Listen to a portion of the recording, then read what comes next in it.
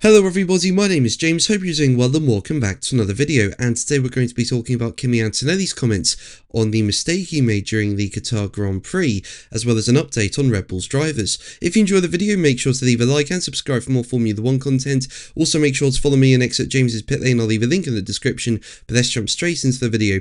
So let's start with Antonelli, and as we know, in the closing stages of the Qatar Grand Prix, Norris was running in P5 and Antonelli was in P4, and close in front of him was Carlos Sainz in P3. Now Norris was on fresher tyres and easily closed up to the back of Antonelli, but could not pass him. You know, it's difficult to overtake on the circuit. You need to be around a second a lap faster to overtake going into turn 1, and Norris just did not have that pace and was stuck behind Antonelli lap after lap. But Norris moved past Antonelli on the penultimate lap, with Antonelli making a mistake at turn 9. So yeah, Norris finished the race in P4 and gained an extra 2 points, and as a result he goes into the title decider in Abu Dhabi 12 points ahead of Max Verstappen instead of 10. So what happened with Antonelli? Well, Antonelli explained he was caught out by an unsuspecting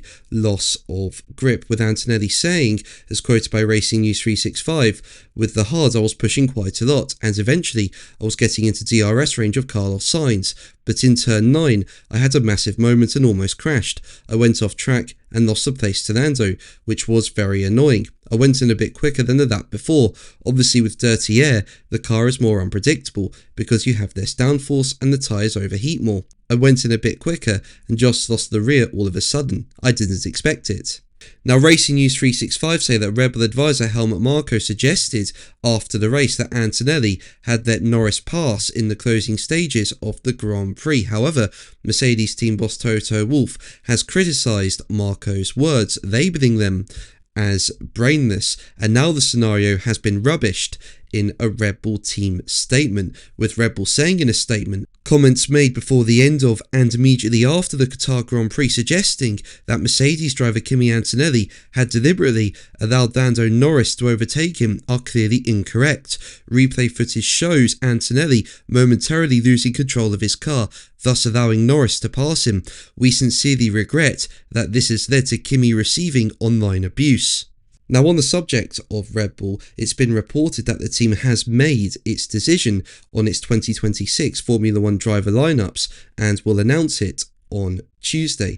As we know, Red Bull started out the season with Max Verstappen and Liam Lawson in that second Red Bull seat. However, after 2 awful performances from Lawson, he was demoted back to the Red Bull Junior team, and Yuki Tsunoda was promoted into that second Red Bull seat from the 3rd round of the season.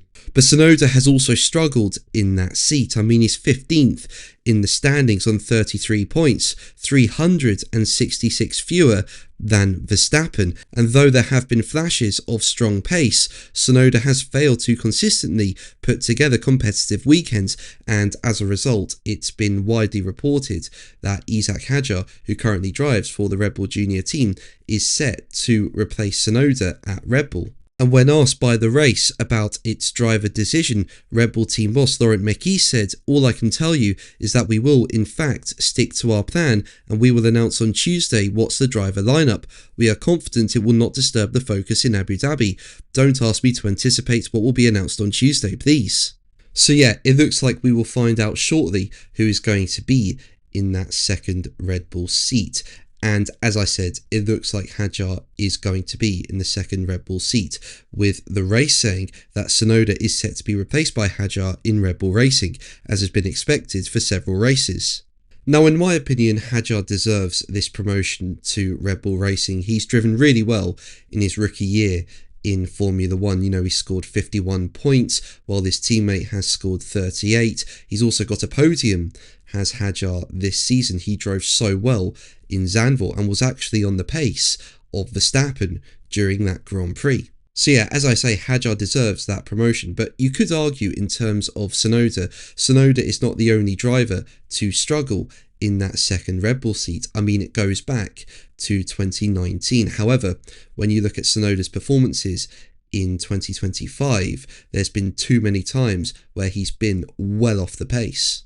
I mean, if he'd been finishing regularly in low point scoring positions in 2025 with the odd good points finish throughout the season, then I would say that Tsunoda deserves to keep his place for 2026. But there's been too many times where he's been well out the points. Now, in terms of Tsunoda, the race say it's unclear if he will remain on the grid or return to the sister Racing Bulls team.